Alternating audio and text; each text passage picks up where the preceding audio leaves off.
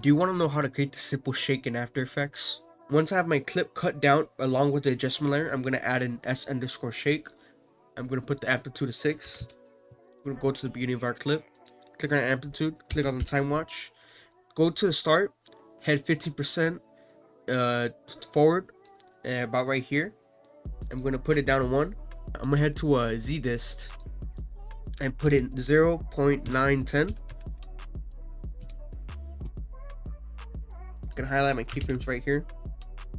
Head towards the beginning once again. Go to Y shake, Y rand amp. I put it at 628.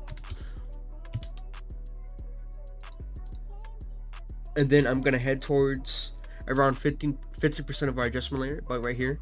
And then I'm gonna put it down to 96. Next, I'm gonna go to brightness and contrast. I'm gonna bring it down. I'm gonna close this one right here.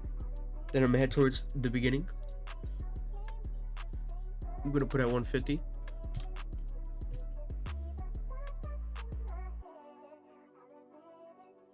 I'm gonna put it at 0.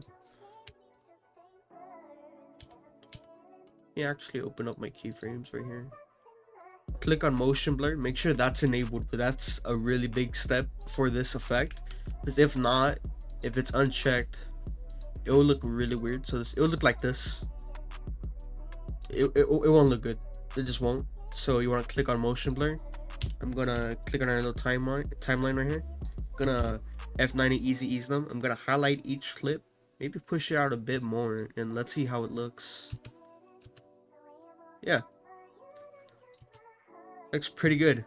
And so those who stuck around to the end, I just want to say thank you guys so much for watching. If you guys learned something new, make sure to subscribe, like, or leave a comment.